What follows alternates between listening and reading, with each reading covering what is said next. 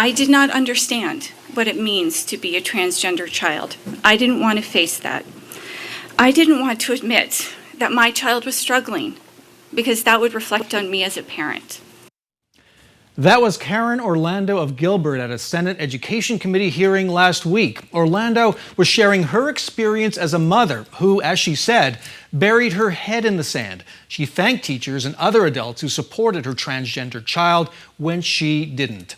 Orlando asked the Republican-controlled committee to reject a bill that would deny transgender students the right to be addressed by their preferred pronouns. The committee, however, advanced what supporters call a parents' right bill on a 4-3 vote. Joining us to discuss that and much more, Democrat Chris Love, an attorney and board member of Planned Parenthood Advocates, and Tyler Montague, a longtime Republican activist. Welcome back to Square Off. Thanks.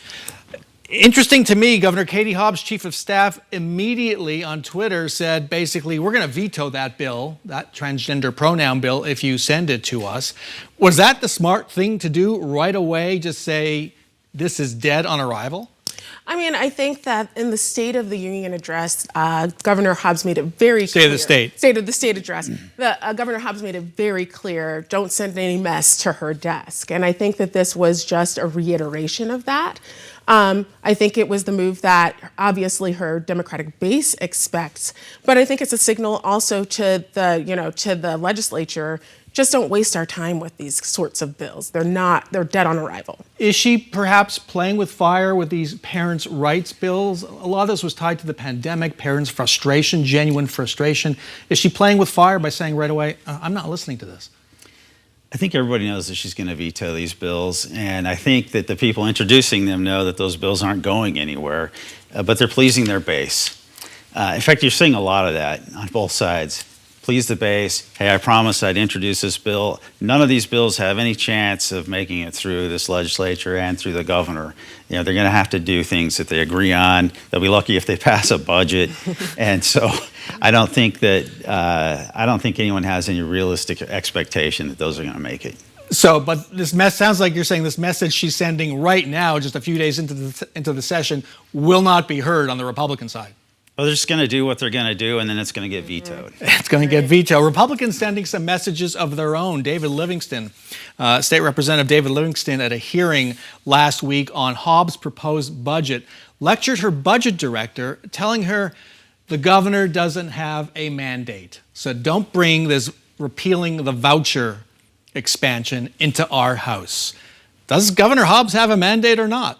Well, listen, she won. Right? And I think that if it were a Republican that won by the same margin, they would say that they have a mandate, right? I think the governor has the ability to ask for whatever she desires in the budget. And right now with the numbers, everyone is going to have to work together to find solutions. And I think that Governor Hobbs' budget proposal, especially with the ESA voucher expansion, I think that that's fiscally conservative. Republicans should like it. It saves $1.5 billion over the next 10 years. Yeah, the Joint Legislative Budget Committee, independent budget analysts say it will cost the budget, state budget, a lot of money. And yet here she is trying to hit a home run, which she may not be able to do. David Livingston was suggesting she might use a line item veto in the final budget, if there is one, to strike down the expansion? It could happen. I think there's two games going on. One, please the base. Two, they're building up some things in the budget that they can trade away in negotiations, and that both of those things happen. So they take a position. They all know that it's not going to make it through, but it's something for them to trade away to make a compromise. Collecting vetoes along the way, and you never start with your bottom line. Right, absolutely. Otherwise, you're going to lose that game. Good way to look at it. I want to go now to Ruben Gallego, who is ready to end the long-running saga of whether he's going to run for the Senate. He is expected to announce on Monday that he is running for the U.S. Senate seat, now held by independent Gallego-Sinema. So this is now real. What happens next? And when I ask that, I'm wondering what happens with Chuck Schumer and President Joe Biden, who don't want to lose a Democratic Senate seat, and yet they have Gallego-Sinema, who's been a pretty effective legislator. aside from high fives of Joe Manchin at geez. Davos, an effective legislator. Right. And I think that folks want this seat to remain a Democratic seat, right? I don't see any other Democrats at this point jumping in to challenge Gallego. I think that everyone knows that he will need the full support of the party to even move forward. I think Gallego-Sinema, if she commits to running, and I'm still not convinced that she is, will be an impediment to that, obviously. So Davos may have been a job interview more than a and a nice more vacation, than a legislative right? trip. I have to ask you, Tyler, Yeah. where are the Republican candidates for the Senate? Because the names being announced now are either people who've lost or have no chance of winning. Yeah, you don't have anyone serious yet that has emerged. I'll tell you, though, this thing with Gallego and Sinema, that's going to doom the Democratic Party. They'll split each other's votes. And Democrats ought to consider keeping Sinema.